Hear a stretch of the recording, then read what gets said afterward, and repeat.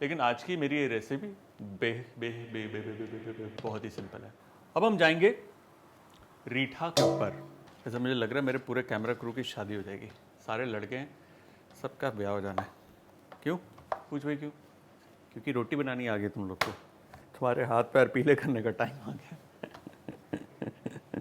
सोचो तुम्हारी क्वालिफिकेशन, ये लड़का क्या करता है? काम के अलावा खाना भी बना लेता है। अरे वाह, हम अपनी लड़की इन्हीं के घर में आएंगे। संस्कारी लड़के हैं।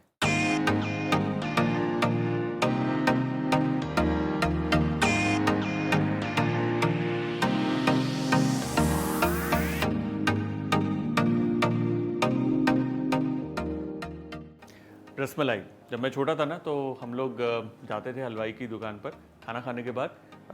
सर्दियों में गुलाब जामुन और गर्मियों में रसमलाई, और उसको बोलते थे भैया दूध थोड़ा एक्स्ट्रा डालना, क्योंकि उसका जो मिल्क होता था ना, इलायची वाला वो काढ़ा हुआ, वो बहुत टेस्टी लगता था। जो रसमलाई है उसका जो टेक्सचर है वो बिल्कुल तकिए की तरह होता है, सॉफ्ट एंड कुशनी एंड वेलवेटी। और रसमलाई ऐसी होनी चाहिए कि आपको चबाने की ज़रूरत ना पड़े, मुंह में डालें, लिटरली घुल जाए। चलिए आज हम बनाएंगे रसमलाई। रसमलाई बनाने के लिए हमें सबसे पहले दूध को पकाना है और उसको हमें फाड़ना है। मैंने जो दूध का इस्तेमाल किया है वो है काउ मिल्क। अब काउ मिल्क के अंदर जो फैट की मात्रा होती है वो थोड़ी कम होती है, इसलिए रसमलाई के लिए हमेशा काउ मिल्क का इस्तेमाल होता है। वहीं पर गुलाब जामुन बनाते वक्त आप भैंस का दूध इस्तेमाल कर सकते हैं। That is perfect for gulab jamun. जब तक ये दूध उबल रहा है हम इसकी चाशनी तैयार करेंगे। ये रही चीनी और ये रहा पानी। देखिए, अब जो चीनी या जो चाशनी बनानी है हमने रसमलाई को पकाने के लिए, उसके अंदर कोई तार नहीं चाहिए, पतला चाहिए। मतलब चीनी घुल जाए, पानी बॉईल हो जाए, दैट्स इट। दूध में उबाल आ गया है। अब दूध को स्प्लिट करने के लिए, जिससे कि छेना बनेगा, हमें इस विनेगर के अंदर ज़रा सा पानी डालना है। ज़रा सा पानी डालने से ये डाइल्यूट हो जाता है और अच्छे से स्प्रेड होता है। इसके अंदर जाएगा ये सिरका। सिरका डालने के बाद ये स्प्लिट होगा। इस दौरान आंच को थोड़ा सा हम तेज रखेंगे। देखिए, छेना अलग, ये स्प्लिट हो गया। इसका टेम्परेचर हमें नीचे गिराना है, इसलिए इसी के अंदर अब हम ठंडा पानी डाल देंगे थोड़ा, और अब इसे हम छान लेंगे। ऑलराइट, इसे अब हम अलग कर लेंगे। अब ये काफ़ी गर्म है, हालांकि इसमें हमने थोड़ा सा ठंडा पानी डाला था, but still it's going to be quite hot. इसे अब हम एक अलग से ठंडे पानी में डालेंगे।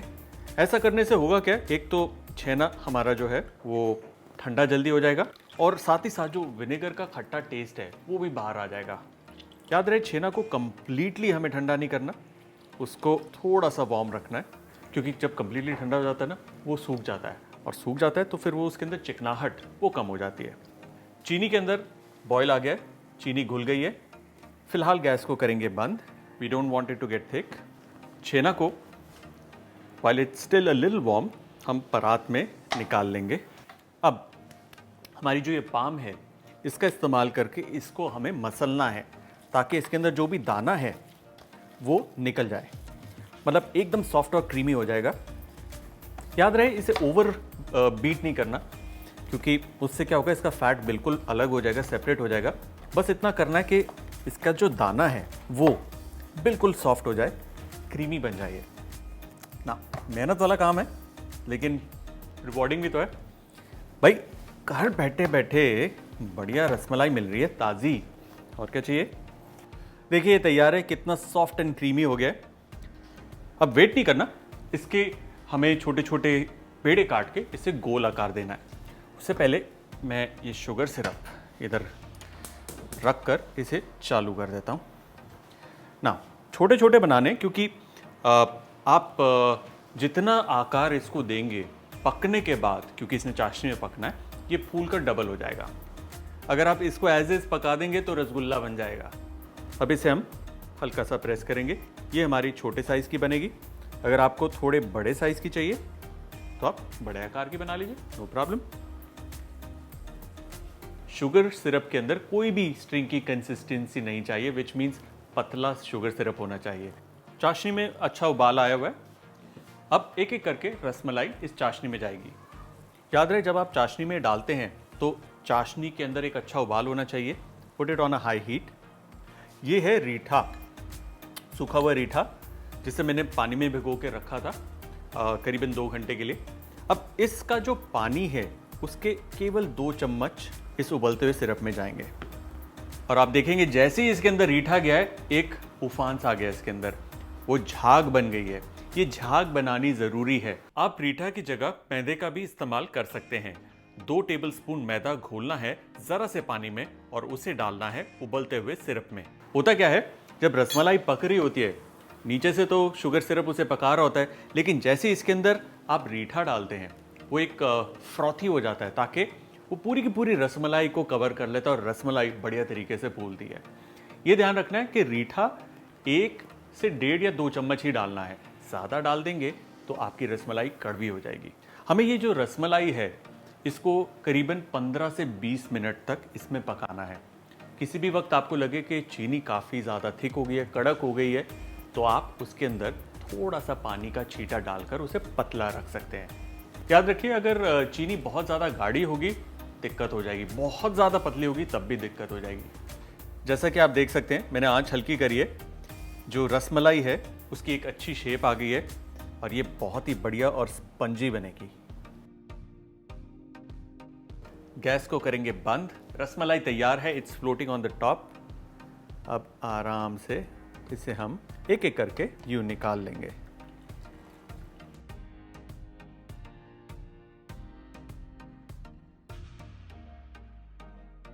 रसमलाई तैयार है।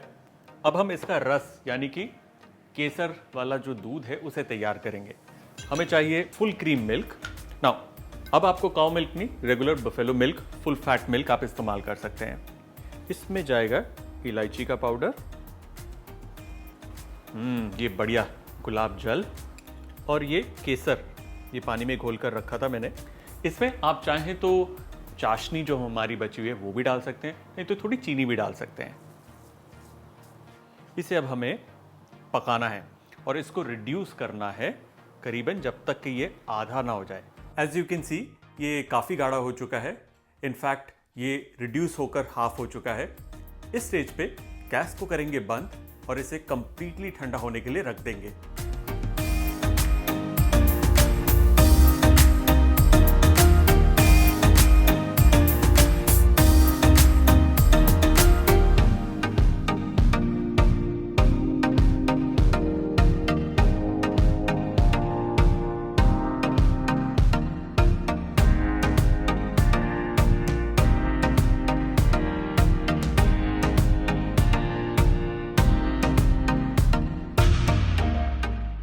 ब्यूटीफुल।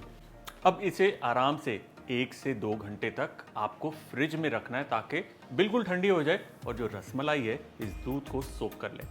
हमारी रसमलाई ठंडी होगी, चलिए इसे प्लेट करते हैं।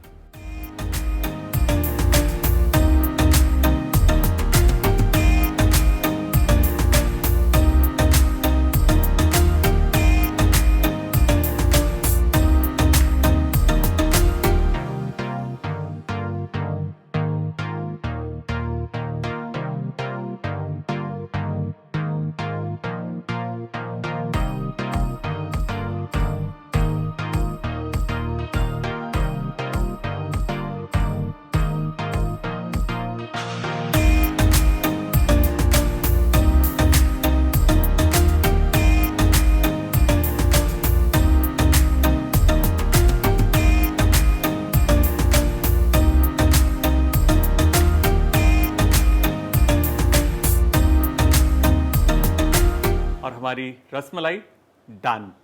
मैं आपको बता दूं चंद tips and tricks to make the perfect rasmalai. देखिए, रसमलाई जब भी हम बनाते हैं उसका जो छेना है वो इम्पॉर्टेंट है। सबसे पहले हमें गाय का दूध लेना है। दूसरी बात, छेना को अच्छे से मसलना है ताकि उसका दाना बहुत ही ज़्यादा महीन हो जाए। शुगर सिरप एक ऐसी चीज़ है जो आपकी इस डिश को बना भी सकती है, बिगाड़ भी सकती है। इसलिए शुगर सिरप के अंदर कोई भी स्ट्रिंग की कंसिस्टेंसी नहीं चाहिए, विच मीन्स पतला शुगर सिरप होना चाहिए। साथ ही जब एक बार रसमलाई बन जाए उसके बाद आपको शुगर सिरप को आधा निकालना है, थोड़ा सा ठंडा करना है, फिर रसमलाई उसमें डालनी है ताकि रसमलाई और ज़्यादा ना पके, वो ठंडी होनी शुरू हो जाए। और एक बात, अगर आपके पास रीठा नहीं है, नो प्रॉब्लम, आपको सिर्फ ढक्कन लगाना है बर्तन के ऊपर ताकि एक अच्छा बॉयल आए और उस बॉयल के अंदर रसमलाई अच्छे से पके। और हाँ, जो चाशनी बच जाएगी, जो एक्स्ट्रा चाशनी होगी, उसकी फिक्र ना करें, वो आप आराम से कहीं पे भी इस्तेमाल कर सकते हैं। मसलन अगर आप घर पर गुजिया बना रहे हैं उसके अंदर, अगर आप गुलाब जामुन बना रहे हैं उसके अंदर, मीठी ब्रेड है उसके अंदर, नहीं तो घर पर आप अगर कोई शेक बना रहे हैं, आइसक्रीम बना रहे हैं, उसके अंदर इस्तेमाल हो जाएगी।